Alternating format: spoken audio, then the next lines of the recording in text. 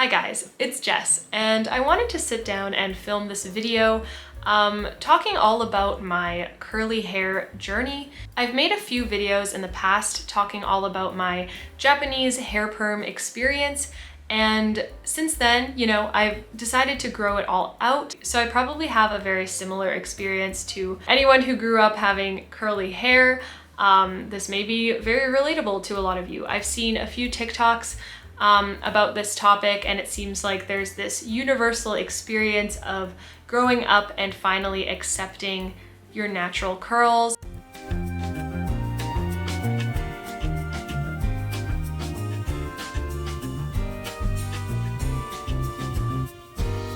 So growing up, there were like two major insecurities that I had, one of which being my hair being curly and the other one being my nose. And that definitely stems from, the idea of beauty standards, these conventional beauty norms. And I feel like we're starting to see this movement of like more women starting to embrace their natural features, their natural hair. I recently saw Pokimane did a stream with her natural curls, which was amazing. But yeah, we're shifting in this new direction, hopefully, where, women should be allowed to wear their natural features out without being discriminated against. So for me, my journey to self-love, self-acceptance, and, loving my natural hair has definitely been a long one. I just remember going through puberty and my natural curl pattern started to grow in, and I really just did not like the way that my hair looked. And that was definitely due to multiple reasons. One of them being I was one of the only girls with curly hair in my school, so I really felt like an outcast. And when you're going through, those high school years, everyone just wants to fit in and look like everyone else. So when I came out with my curly hair, I just felt super insecure. So that's when I would start to straighten it. Like every time I washed it, I would straighten my hair. The other major reason that I would always wear my hair straight is because I just didn't know how to style my curly hair.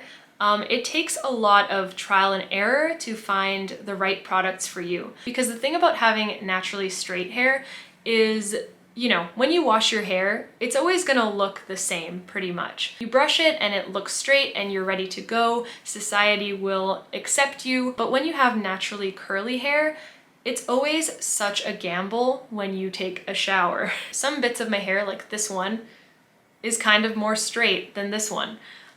So you never know what you're gonna get. And for me, as someone who always liked to be in control, I'm a very type A person, having curly hair was just way too unpredictable for me. And I wanted to look, put together, which meant having perfectly straight hair and just having it be kind of reliable. So obviously by straightening my hair all the time, I was damaging it like crazy. And then eventually, when I graduated high school and I was going into university, I decided that I would start getting these Japanese straight perms all the time, mostly because I didn't want to go through all the effort of straightening my hair all the time for university. So yeah, I kept getting these straight perms done for the next 5 years of my life. So I would get these treatments done twice per year, and each treatment that I would get would cost roughly $300. So that was $600 a year that I was spending as a broke university student. So that was a huge expense. Imagine spending that much money just to look like you have naturally straight hair. But yeah, eventually I got my first full-time job straight out of university. And for the next, year and a half or so, I continued to get these straight perms. And then it wasn't until March 2020, what happened at that time. We were all sent home to work from home, and I decided, why should I spend this extra $600 a year to straighten my hair if I'm barely leaving my house, I'm not really seeing anyone, and I'm working from home, so I have a whole lot of extra time on my hands. And I decided, what? I'm gonna try to grow out my natural hair. So as the months went on, I started to get that really funky, half curly, half straight look. There were so many times that I felt like giving up. I was like, maybe I should just go back to the salon and get it redone. But I was kind of determined at that point. I was like, what, we've made it so far.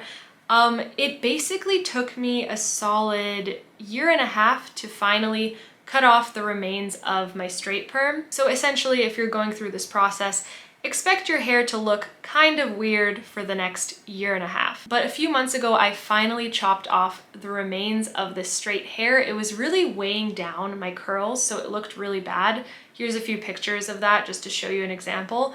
My hair did not look good. But yeah, she chopped off the remains and I washed it, and this is where we're at now.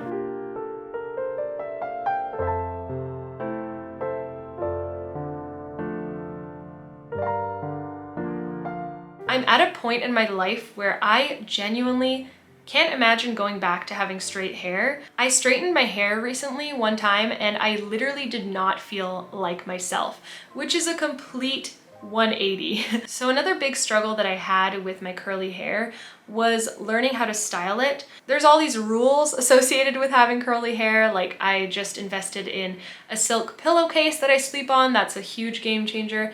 And I have all these products that work for my hair specifically. The problem is I would watch a bunch of like YouTube videos with people who had curly hair and they would suggest certain products, and these products just would not work for my specific hair type. Everyone's hair texture is different. So in my case, I have very, very thin textured hair.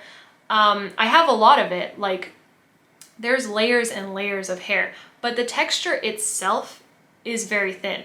So a lot of these curly hair products would not work for my hair. They were very oil-based and they would weigh down my hair and I would just look like I had greasy hair. And I think that I have finally found products that work for my hair. And it's a great feeling. So if you have a similar curl type like me, super thin hair but lots of layers, I don't know what curl type I have, maybe it's like 2B. Let me know in the comments if you know. But I have found the perfect products for my hair, and I'll show you guys in this next clip. Okay, so I just got out of the shower and I'm gonna show you guys my hair routine when I wash my hair. So first of all, I apply this Olaplex number 3. As you can see, I really like this product. It's pretty much ran out. You apply it to wet hair and then you just chill, you do stuff with your day. I usually leave it on for a few hours while I'm working on things, and then I go back into the shower, wash it off, and then I use this shampoo and this conditioner. So everything is wet because I just took a shower. But this is the Everpure L'Oreal sulfate-free shampoo. It looks like this. It's super cheap, and honestly, you don't need expensive products to have nice hair. This was just a fluke. I got this as a free sample and I loved it so much I used the entire bottle, so I bought myself another one.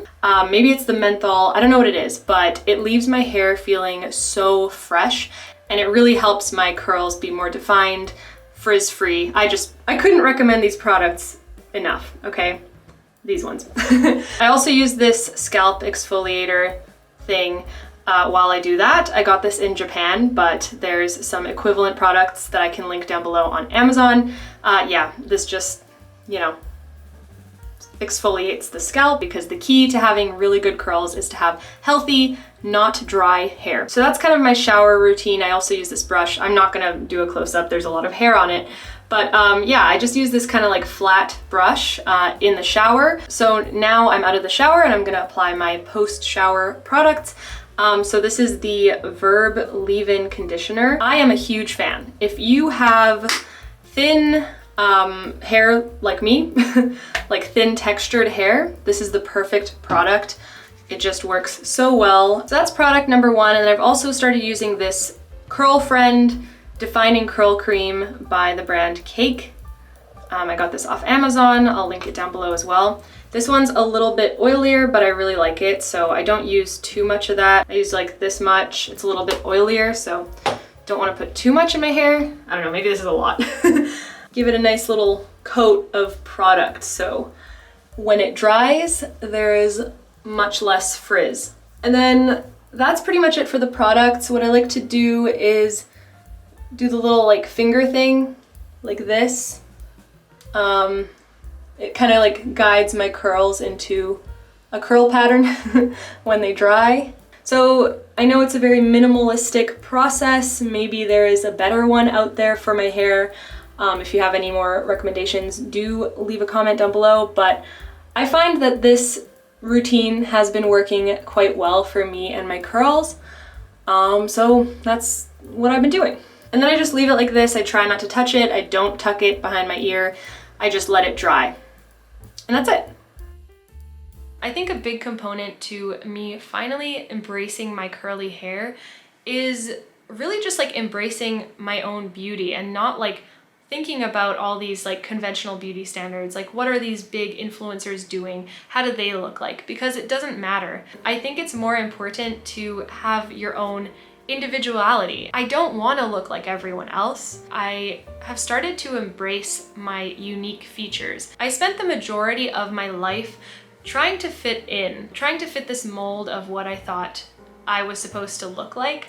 And I noticed that now that I'm embracing my own personal style, I'm not really caring what other people think about me as much. I've really started to develop this self-love, this self-appreciation, which I never had before, and it's so empowering. But if you are also going through your curly hair journey, I'd love to hear about your experiences down below. If you have any comments related to what I talked about in this video, I'd love to hear it. And I'll see you guys in the next video. Bye!